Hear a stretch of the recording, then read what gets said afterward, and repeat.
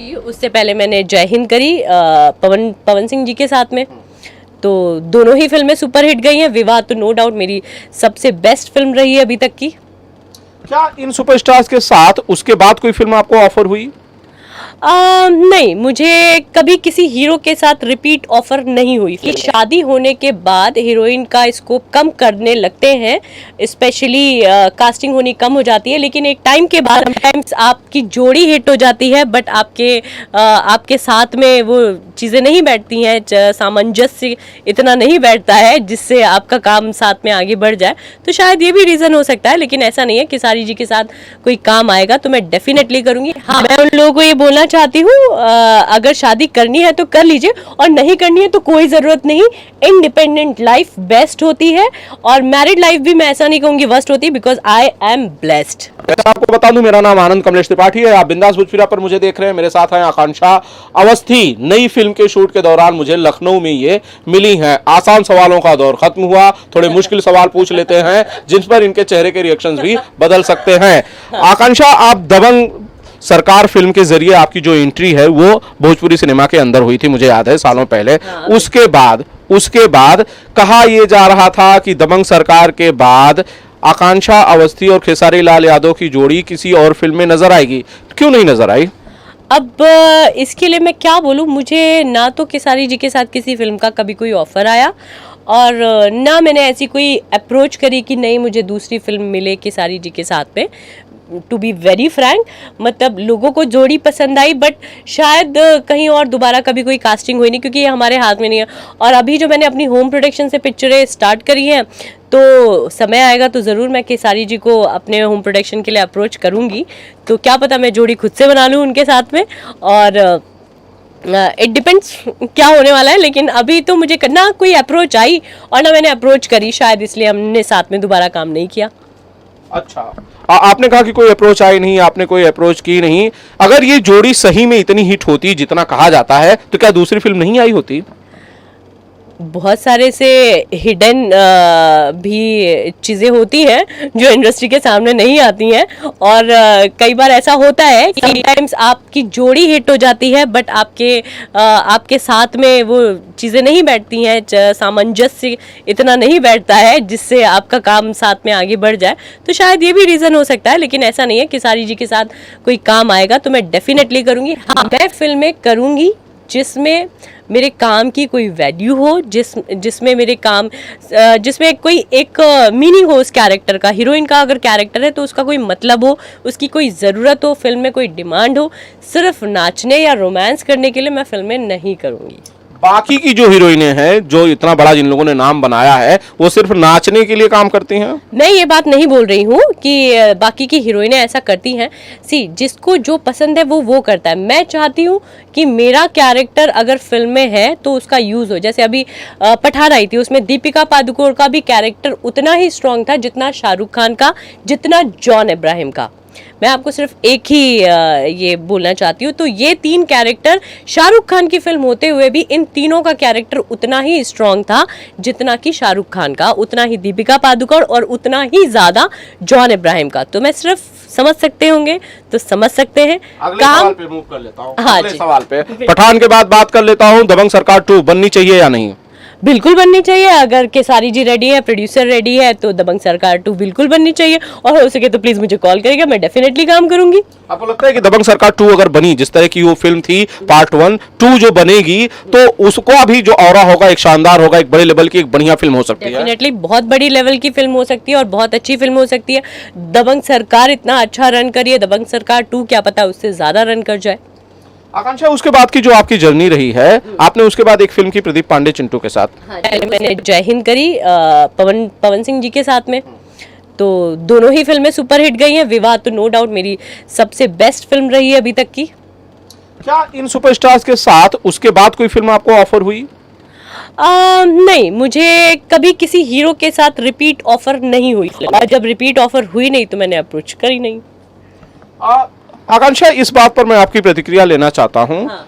जब आपने ये फिल्में की थी, यू वेर अनमैरिड, आप शादीशुदा नहीं थी। क्या शादी के बाद ये बदलाव है कि हीरोइंस के लिए जो स्कोप है इंडस्ट्री का, बेसिकली मैरिड हीरोइंस के लिए वो कम हो जाता है? क्या इसलिए लोग कास्ट नहीं करना चाहते?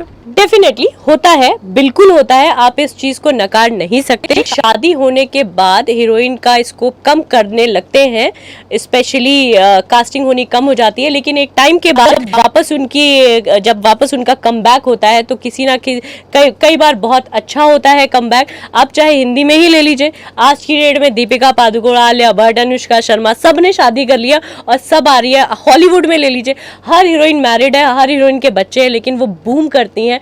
मुझे लगता है अब ये भोजपुरी में भी आ गया है। शादी अंजना जी की भी हुई है, शादी निधि झा जी की भी हुई है, शादी तो बहुत सारी हीरोइनों की हो गई है, लेकिन उसके बाद भी वो कांस्टेंट काम कर रही हैं।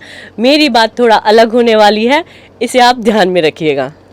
आकांक्षा, क्या लगता नहीं कि भाई थोड़ा बदलाव जो है वो इस इंडस्ट्री में तेजी से होना चाहिए था, जो कि स्लो हो रहा है? हाँ बिल्कुल, जो होना चाहिए था तेजी से वो स्लो हो रहा है। शायद कोरोना का भी इफेक्ट है, थोड़ा इफेक्ट है, लेकिन ये जल्दी दूर हो जाएगा। थिएटर तक लोग आएंगे, डेफिनेटली आएंगे। वैसे आपके साथ की जो हीरोइनें हैं, आपकी सीनियर जो हीरोइनों हैं, उनमें से कई ने तो शादी नहीं की, बड़े नामों ने शादी नहीं की। आकांक्षा ने थोड़ी जल्दी कर दी?